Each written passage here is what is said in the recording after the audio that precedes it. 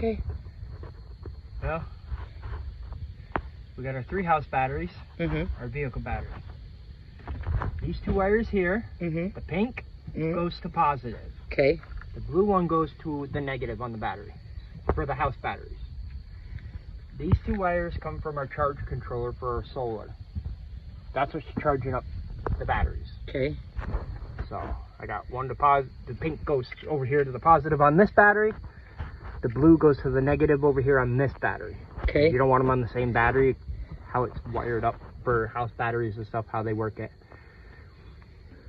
This blue wire right here goes down to a 30 amp fuse here, runs down along through, over just behind the driver's seat, and then comes up through the floor. That's where we got our power converter. Okay. 1500 Which watts. we can open up the driver's side door and I'll have them you show them that. 1500 watts. So that runs from here over into the power converter. Power converter is grounded to a seatbelt bolt. I just screwed the ground wire into that. It's short, it's simple.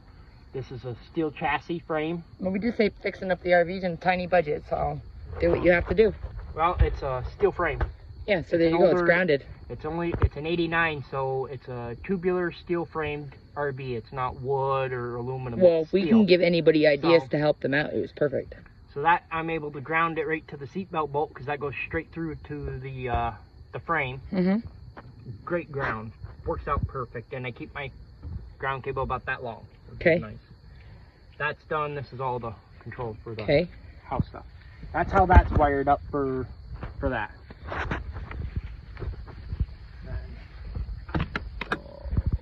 Because the inverter's on. And the power inverter's right there. Right now, it currently has my laptop and everything plugged into a power strip right behind the window, which has a fan currently plugged into it, my phone, my laptop, which is charging my laptop. The fan is running, charging, well, not charging my phone because I'm currently on it. And it's basically the power strip is pulling 8 watts of solar so far. Right here's the blue wire that goes to the batteries. This one goes right to the chassis. Yep. Right there. And there's positive and negative. Boom. Right to this, and that powers up what we need there. And then we also have the generator too. You want to? Eventually, we'll get a bigger power converter. See, fan's not really that loud either. But eventually, I'll get like a 2500 watt. If I put a 2500 watt in here, I can run the cable all the way up to the batteries. I can install it towards the back, plug this directly into that, which will power everything in the RV strictly off of solar when we need And then you have everything, the solar hooked into the... through the cable. Through the CB antenna. Comes in through the old CB antenna, through there. Perfect way to get it in there, sealed up. Goes along the inside to the charge controller, and then from there it splits off with those 2 wires, the pink and the blue. Mm-hmm. Pink and blue go from there to the battery, to that, and then that basically has the cables coming in from it to it, and there's a couple ports for extra lights if you want lights in there. But yeah, because we have, oh yes, I'm not forgetting, we also have the 2 lights plugged into the charge controller, which I'll get a picture of that, which I believe I already have a picture of the charge controller. 3 of the LED lights off of it, and it's got 2 USB ports on the charge. Right now we're using the 2 USB ports, and we have the light above Gabby's bed plugged in, and the light above my bed plugged in, or above my desk plugged in, but they're not on. Nope. But and our charge controller is maxed out at 200 watts right now. It's only a 200 because watt. we only have 200 watts of solar on the roof. We got 200 watts of solar, but the charge controller is only rated for 200 watts. Yes. We need a bigger charge controller. If we put more solar up, we got to get a different charge controller. They sell a 500 watt and stuff like that. They're about 40 bucks, 50 bucks for a good one. And we got this solar kit. We got 200 watt solar kits from where? Plattsburgh. Harbor Freight. There you go. Harbor Freight. It was almost 200 bucks for each one. 100 and about 70, about 175 bucks tax and all. That's not bad. per solar panel. And then and now for the solar running, we have 200 watts of running power. Now, well, that's 200 watts of what it comes in. They call it 200 watt or 100 watt panel. Each panel, there's 8 panels up there. Each panel's 25 watts. okay. Each panel puts out about 18 volts DC. That's So not 18 bad. volts DC times 8 will give you your voltage that it's putting in through to charge up the batteries, plus it has extra to run other things. So, I mean, on a good sunny day, the way I got it hooked up, it's charging 3 deep cycle batteries and the chassis the chassis battery, the regular battery that you use to start your motor. So it's charging up 4 batteries on a good sunny day. We're seeing 14.2 Right now volts. it's cloudy, and we got to about Even on 13.8 volts earlier. even on a cloudy day, there's a mono crystal something style solar panel. Oh, we'll figure So it out. that style solar panel will charge even on a cloudy day. It'll even charge at night, just not a lot, but it'll charge. Now, you want to explain why we're using solar? Is it because we're boondocking to also help save power for the generator, or? Well, it's boondocking. You boondock, you don't always have power hookup. That charges everything and does what we need it to do. We can run things. I mean, yeah, we got the generator to run everything, but... Saves gas, too. It's more energy efficient. I mean, we got a good energy efficient generator. It's a gallon gas tank. Okay, more earth friendly. There we go. Well, it's our generator's got about a gallon tank, and it'll run for about 10 hours. That's if we're using a lot of stuff. If we're not is- using a lot of stuff, it'll run a lot longer. Well, a little bit, but it will run up to 10 hours on what we run. We've had it go 15 hours before it ran. That's because we only had a couple fans and stuff charging. Which ain't bad, but when you figure 10 to 15 hours on a gallon of gas, and you need to use it for other things, the gas goes quicker, and you gotta make sure there's always gas in it every day, that it adds up. And there's days where we didn't even really, all we needed it for was charge up Devices. and that's kind of overkill for charging up our devices. It really is. So we went through a lot of gas just charging up devices when we really didn't need it. Yeah, because that's a lot of, that's what we had 3 gas jugs. At one point in time we had 4. Well, we had 4 5-gallon gas jugs, which is 20 gallons of gas. Plus, we always had the generator topped off, which was a gallon. So that's 21 gallons of gas, and we get a couple weeks out of it, depending on how much we used it. Yeah, at one point in time we used it a lot just to charge devices. Yeah, and to run fans. Now to run it, it's basically on like a really, like if we get a cloudy day like today. Like today. I mean, we don't really need it today. No. Because we're still getting solar. It's more than enough for what we need. We use it for when we have to run the microwave. But if it stays like this for 3 or 4 days, then we have to use it because our batteries will get depleted. We have done that before in South Carolina. We'll have to use it to like top off the batteries to help out the solar a little bit, kind of thing. Or if we're running the microwave, because we don't have a very big solar kit yet, but eventually the goal is to get a lot more solar up there, use most of the roof for solar, get a bigger charge controller, maybe 2 or 3 more batteries, to where we could run everything off. So that would that be my ice machine, my deep fryer? Possibly. I mean, that all has to deal with the battery banks, how many batteries you have, how big of batteries you have. Whether or not they're deep cycle or... it's going to be deep cycle. Okay. It's always deep cycle when you're doing stuff like that. The size of your power converter, because your power converter ultimately is what's going to run things. If it's a 30 amp RV, 3,000 watt power converter will run everything in the RV. But then your power draw is going to be dependent on your batteries.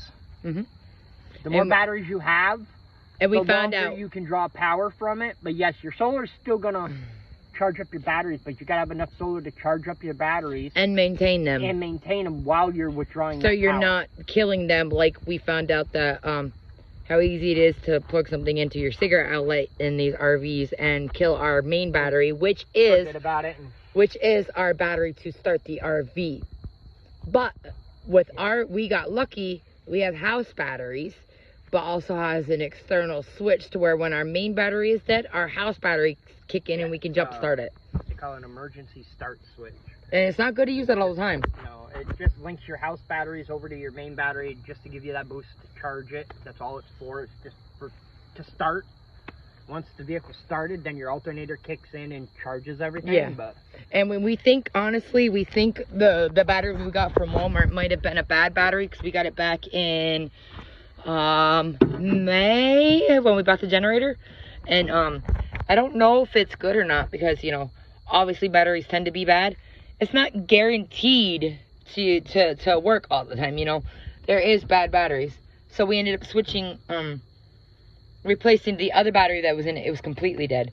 Oh yeah, we also had to internally add a horn too. So he's going to test the batteries to see how much this is the main battery he's doing. The chassis battery. 12.9. Right now we're at 12.9. Yep. Which is with just solar going. Which ain't no generator bad. or nothing. So that's 12.9. We haven't ran the generator in 2 days, which is good. Now if I take that off. But we've had rain yesterday, and we also had cloudy since we moved here. Now we're at 12.89. It's not bad. It should be better. It should be pulling 13. It should be about 13 volts. Yeah. But it depends on how fast that drops down. Like 12.89, if it holds steady right there, it's, we're maintaining it. That's good. Yeah. That means it's holding a charge. It's doing its job. So, is it a bad battery? It's hard to say it because we've had so much issues. Yeah, it is. It's hard pinpointing it. Well, the last time I did this, it was 13.1 or 13.2 volts when it was hooked up to the solar. Okay. Which is perfect for charging. I unhooked it and it dropped down to like 12.6. Which we pretty freaking quick, which ain't good. No. So we think we got like maybe a defective battery or I mean it's 12.88 now. Yeah, which means it's drawing down. I mean it's slowly dropping down. It's not slow, that was quick. From 12.9 to 12.8 to 12.88. Well, it was 12.89. No, oh no, that was when it was hooked up to the main house batteries. Yeah, it was 12. Yeah, it's 12.88 now. So if I leave this unhooked, we'll end up killing that battery. Well, if I leave that unhooked for a little bit, check this right now, 12.88. If I come back later and check it, because we currently have my stuff still plugged in and my fan's going too. So well, that wouldn't matter because this battery is completely separate from the house. Okay. So. But that's also charging to our solar, ain't it? Not right now. No, I disconnected it off of that. Okay. If I hook it back up, it's going to be charging to the solar, plus it's also connected to these batteries. Yes. Which, it's not ideal, because those are deep cycle and this one isn't. It's not an ideal thing. But this one should have its own... deep cycle main battery. Well, it should have its own little solar charge thing for just that. Okay. But it wouldn't need a very big solar charge thing. But I wasn't going to hook up 2 big solar charge kits just for one little battery. But like I got to get this right here is eventually going to come out here. The radiator? No, the radiator's behind it. This is the AC condenser. Oh, we got to take that out. We don't need it. We don't have AC. Nope, we don't have AC in the front. I want to yank that out. That'll give me some more, well, what, about another 6 inches of room. Believe it or not, you could actually put a couple more batteries in. That's my plan is, because the frame rail is right there. Yes. So, I got 2 batteries this way. If this comes out, I got to get a oil cooler. Because the oil cooler goes into this part here. So in order to remove this, I got to disconnect the lines and put a smaller oil cooler. And I could put a smaller oil cooler over to the side. If I did that, I can make some stuff for this. I can make a little bracket off of this right here. Because this would be gone. That'll give me a little extra room. And I can actually mount batteries this way. Sideways, yeah. So I could probably put maybe 3 more batteries this way. So that would give us more, and then we'd have enough power. 6 batteries total. 6 house batteries total. Which 6 house batteries should be enough to run everything in this RV. That's refrigerator, microwave, everything. Okay. With solar going to it. Okay. I mean, yeah, we'll have to get more solar, but yes, because we will not have the 8 panels right now. Well, we only got 200 watts. We'll need a lot more than. Well, we got the 8 panels at 25 watts piece, which means 200 watts, Goofy. But I want to get the bigger panels. They sell 200 watt panels. Yes. But I got to get a bigger. I think I'd like to bump it up to at least 500 watts of solar. And that should run everything? I mean, it'll run everything. It's just how long, I don't know. But at least trial and error. At least 500 watts is a good start to be for solar to be trying to charge it up. So if I can do that, that would be a good start, and go from there to see. Yeah, see, now we're at 12.86 for that. Yeah, it's dropping quick. So the battery's a bad battery. That proved it. It could be, it could be bad because I've been having starting issues. Yes, we have. That's what I'm saying. I'm thinking we have a bad battery. As soon as we first got the good battery in, it works great. Like, if that battery's fully charged, I have no problem starting the RV. None. Yeah. But then it also drains quick, too, we've noticed. Yeah. Like, so we think we got a bad battery. And hook this up. It'll charge it quick. Because this is hooking this. This is hooking this into these batteries. Yes. And the solar. Yes. If I do that, see, right back up to 12.92. Mm-hmm. So it's a bad battery. I don't know what.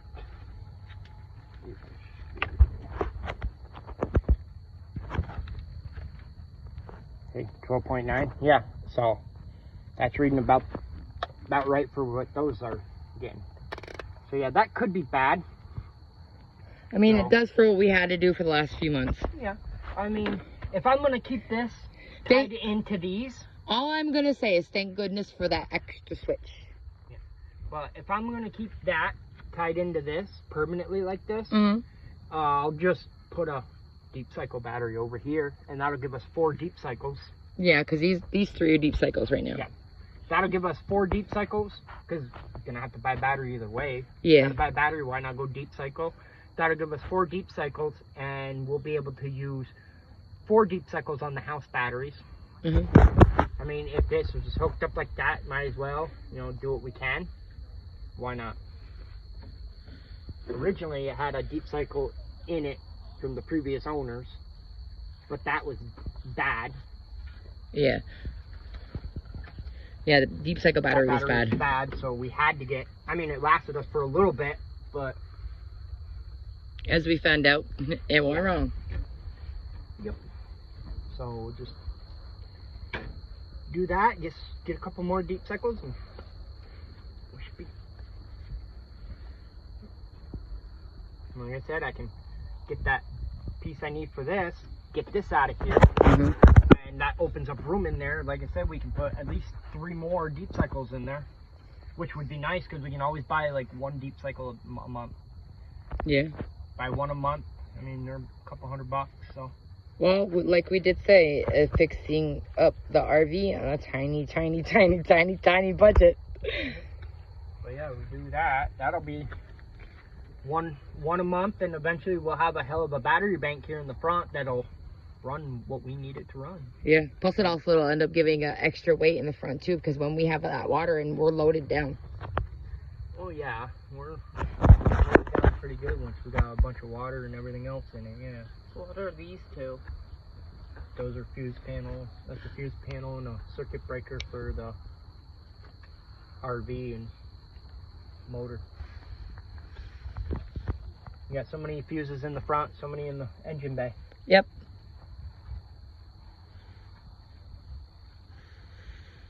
Well, that was the tour on the solar.